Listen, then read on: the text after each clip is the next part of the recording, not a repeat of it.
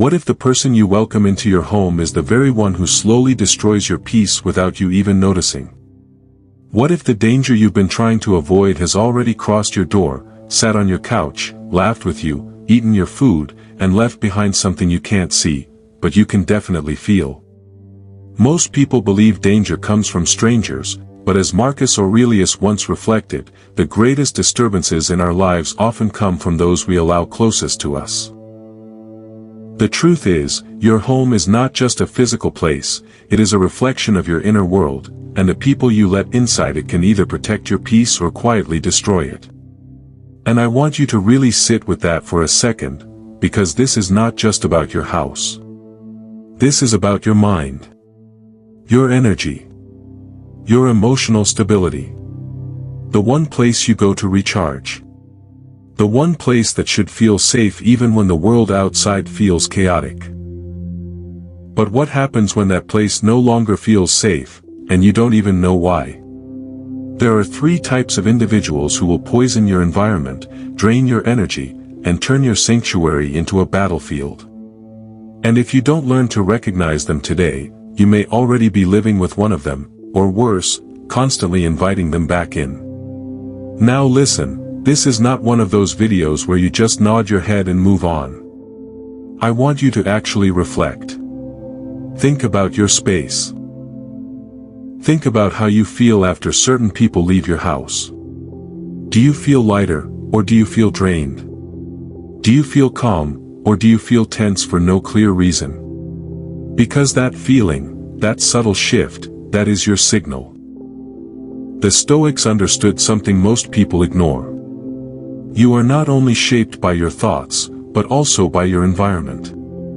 Epictetus taught that we must be careful about what we expose our minds to because influence is subtle, constant, and powerful. And your home is where that influence becomes strongest. Not outside. Not in public. But inside your space, where your guard is down. Your home should be the one place where your mind can rest. A place where your energy is restored. A place where you can exist without pressure, without noise, without performance. But when the wrong people enter that space, they don't just visit. They leave something behind. A tension, a weight, a disturbance you can't always explain. And here's where it gets deeper. Sometimes, you won't notice it immediately. It builds slowly. One conversation. One visit. One small interaction at a time. Until one day, your home doesn't feel like yours anymore. And if you've ever felt that before, then you already know how serious this is. So as you listen to this, don't just hear me, observe your life. Because by the end of this, you're going to see people differently. You're going to understand why some connections feel heavy. And more importantly, you'll know what to do about it.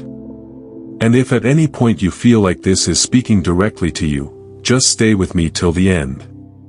Because the last part might be the one that changes how you protect your peace forever. The first person you should never invite into your home is the gossip, the one who constantly speaks about others, judges their lives, and carries stories like weapons. You know this person. The one who always has something to say about someone else. The one who turns every conversation into a breakdown of another person's life. At first it may seem harmless. It might even feel entertaining. You laugh. You engage. It feels like bonding. Like you're both in the know. But over time, something starts to shift. You begin to notice something subtle but powerful. Every conversation feels heavier. Every word carries a certain negativity. Every interaction leaves behind a strange kind of mental noise. Because gossip is not just speech. It is poison disguised as a connection. And here is the truth most people ignore: if someone speaks badly about everyone else, they will eventually speak badly about you. Not maybe. Not sometimes. Eventually. Because it's not about the people they talk about, it's about who they are. Seneca warned that we become like those we spend time with. And when you allow a gossip into your home, you are allowing that toxicity to live in your space. And I want you to really think about this. Your home is supposed to be a place of trust. A place where you can be yourself without fear of judgment. But gossip destroys trust, even when you are not the target. Because once you hear how they talk about others, a question quietly enters your mind. What do they say about me when I'm not there? And that question, whether you admit it or not, changes everything. It changes how open you are. It changes how relaxed you feel. It changes the energy of your own space. Now imagine that energy sitting in your home, repeating itself, growing stronger with every visit. That's how it spreads. Quietly. Slowly. Without permission. And here's something even deeper. Gossip doesn't just affect how you see others, it starts to shape how you think. You become more judgmental, more critical, more focused on people's flaws instead of your own growth. And without realizing it, your mind becomes a reflection of the very thing you allowed into your space. This is how peace is lost, not in one big moment, but in small, repeated exposures. So let me ask you something. After certain people leave your house, do you feel mentally clean? Or mentally cluttered? Because your answer to that question tells you everything you need to know. And listen, this is not about cutting people off aggressively. This is about awareness. This is about understanding that not every connection deserves access to your space. Some people can be in your life, but not in your home. There's a difference. And the moment you understand that, your peace begins to return. Now if this is already making you reflect on someone, don't ignore that feeling. That's your awareness waking up. And this is exactly how you start protecting your inner world. Stay with me, because the second type is even more dangerous, and most people tolerate it without realizing the damage it's causing. The second person you must keep away is the disrespectful person. These are the people who ignore boundaries, interrupt your peace, dismiss your opinions, and cross lines as if they don't exist. And the dangerous part is, they don't always look disrespectful at first. Sometimes, it comes in subtle ways. A comment that feels slightly off, but you brush it aside. A joke that crosses a line, but you laugh it off to avoid tension. A behavior that makes you uncomfortable. But you tell yourself, it's not that deep. But it is that deep. Because boundaries are not broken all at once, they are eroded slowly. And the moment you start tolerating small acts of disrespect, you unknowingly open the door for bigger ones. Now let me bring this closer to you. Think about someone who comes into your space and behaves like your comfort doesn't matter. They interrupt you while you're speaking. They dismiss your thoughts as if they hold no value. They do things their own way without considering how it affects you. And the worst part? They act like it's normal. Like you're the one overreacting. Like your standards are too high. But listen carefully, a person who cannot respect limits does not recognize your dignity. And if they don't respect your dignity, they will never respect your peace. Epictetus taught that we must define what we allow and what we reject, because every time you tolerate disrespect, you teach others how to treat you. Let that sink in. Every time you stay silent when something feels wrong, you are giving silent permission for it to happen again. And again and again. Until one day, it becomes the norm. And now your space, your own home, no longer feels like it belongs to you. That is how dangerous this is. Because your home is your sacred space. It is the physical expression of your inner boundaries. And when someone enters it without respect, they are not a guest, they are a disruption. A silent force that weakens the structure of your inner world. And here's something most people don't realize. Disrespect doesn't just affect the moment it happens. It lingers. It stays in the air after they leave. It replays in your mind later. It creates a tension that wasn't there before. And slowly your peace starts to fade.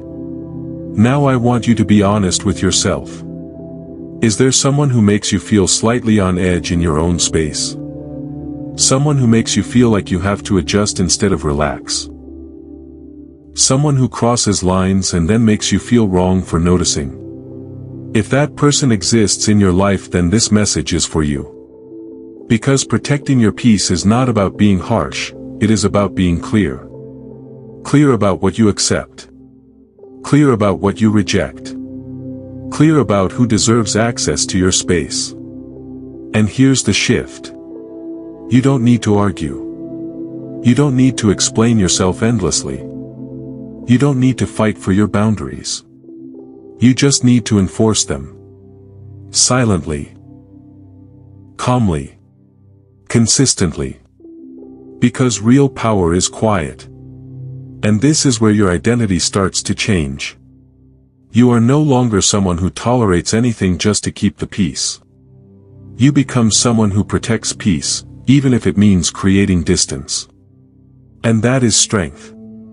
Now, if this is hitting you right now, if you're starting to see patterns you ignored before, just take a second.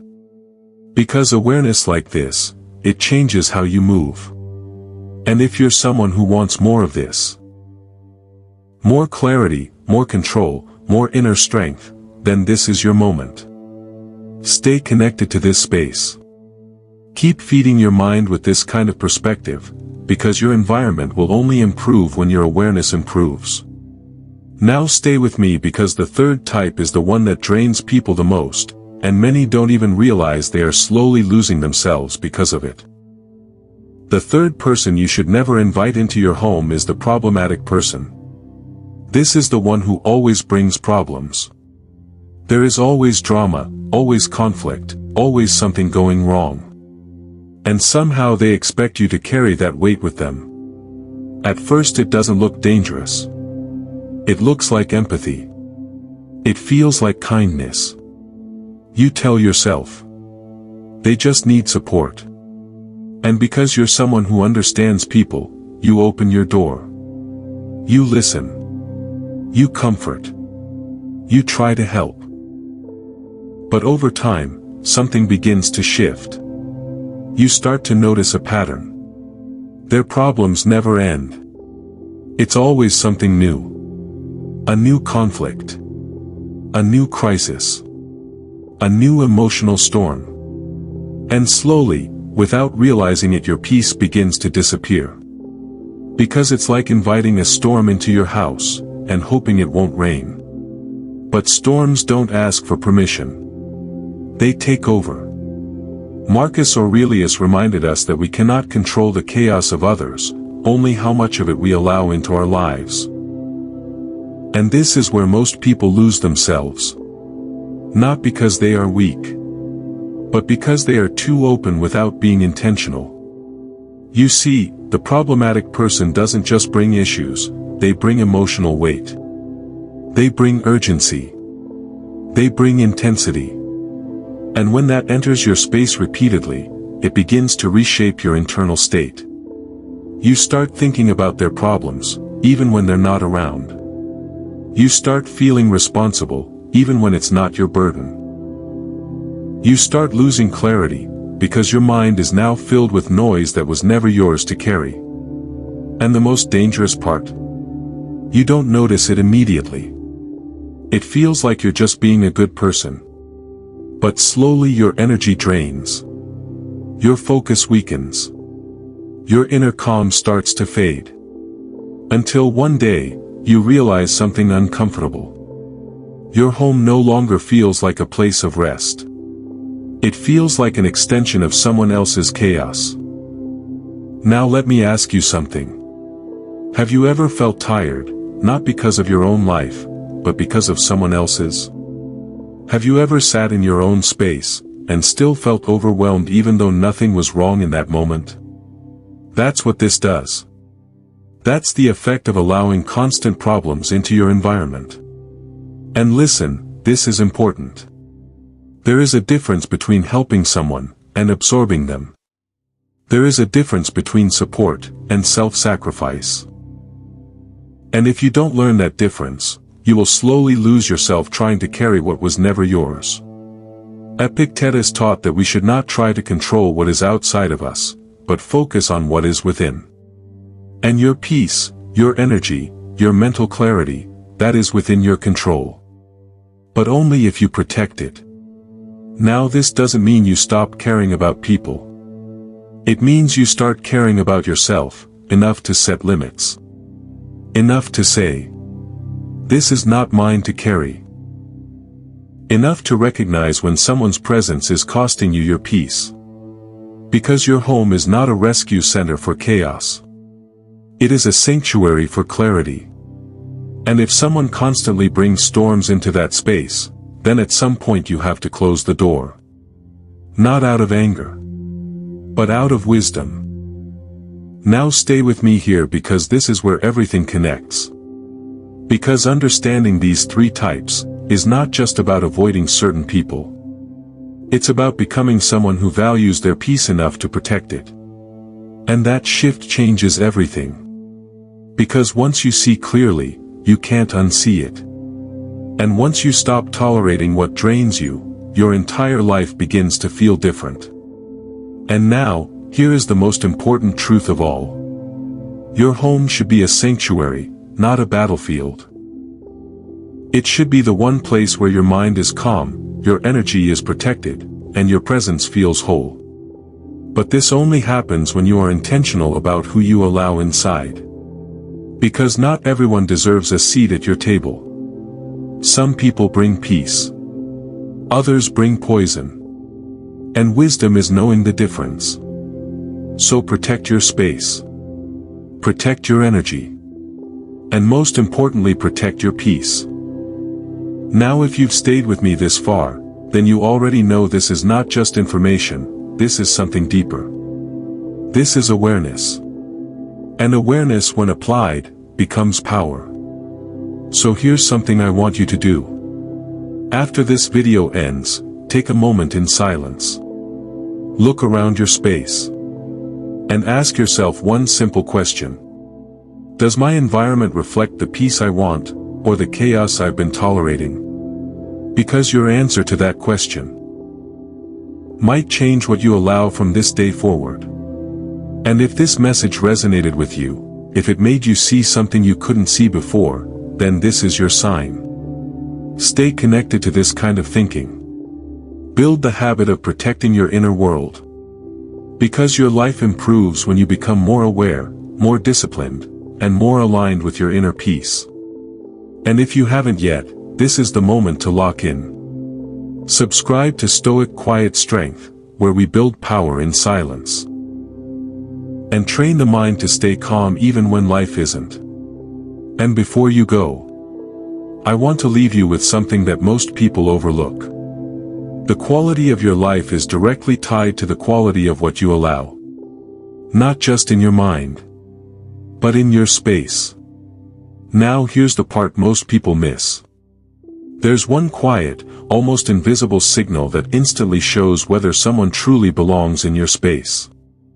And once you see it, you can never ignore it again. So don't rush off just yet. Tap the next video on your screen, focus on yourself and stay locked in, because that's where I show you exactly how to recognize it, and how it changes the way you read people forever. Until then, stay sharp, stay aware, stay disciplined, and protect your peace.